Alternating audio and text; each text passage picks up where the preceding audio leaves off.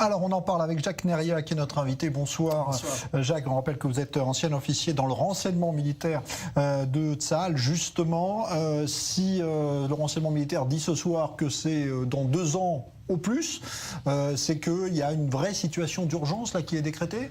Écoutez, il ne faut surtout pas ne pas paniquer.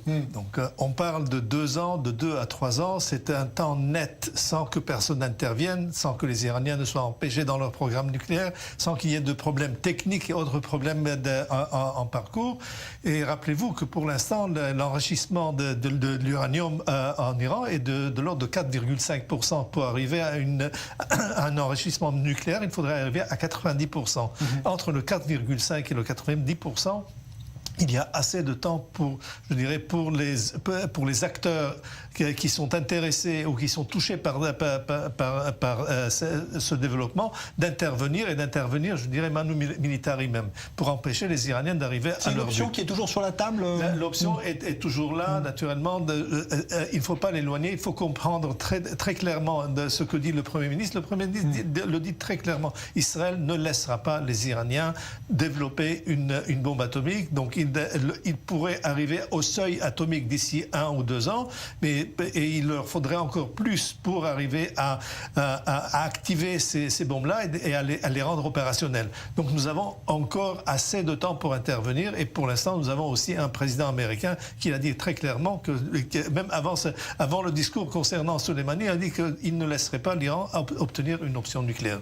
Alors, on a l'impression ce soir que certains commence à remettre en cause un petit peu l'opération et le bien fondé de l'opération américaine. On a entendu le Premier ministre canadien Trudeau dire peut-être que c'est tout ça finalement, cette élimination de Soleimani qui crée ce chaos aujourd'hui dans la région. Écoutez, pour le Premier ministre canadien de dire que les Canadiens sont morts ont été tués à cause de la situation tendue dans le Moyen-Orient, si jamais leur avion avait pris une demi-heure de retard, ils seraient encore vivants.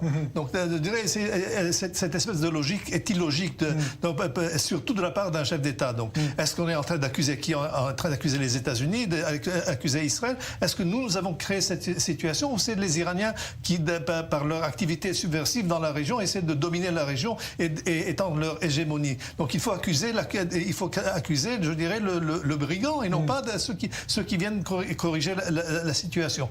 De l'autre côté, naturellement, il y a toute cette affairage autour de comment est-ce que les Américains ont obtenu les renseignements. Donc, au début, c'était les Américains tout seuls. Ensuite, il y a eu naturellement les services israéliens qui ont été impliqués. Il y a quelqu'un sans doute qui nous aime beaucoup aux États-Unis parce qu'il veut nous impliquer face à l'Iran, dire que les Israéliens sont eux qui ont mis le doigt dessus. Et maintenant, il y a cette information concernant les responsables syriens. Voilà, c'est un journal britannique en langue arabe qui donne l'information aujourd'hui. En langue arabe, à mon avis, ça fait partie d'une guerre psychologique je dirais, certainement quelques acteurs régionaux ont tout simplement suppléé cette information pour que tout simplement se met le doute autour de ce qui se passe. Il est certain que l'information concernant le vol de Soleimani était connue, donc il fallait obtenir la permission pour le trajet de l'itinéraire et tout ça, mais il fallait savoir si Soleimani était à l'intérieur. Donc il fallait que dans les 2 bouts, à Beyrouth, Damas et Bagdad, qu'il y ait quelqu'un sur le sol pour dire effectivement il est là, il a pris l'avion, effectivement il est descendu de l'avion et il a pris la voiture.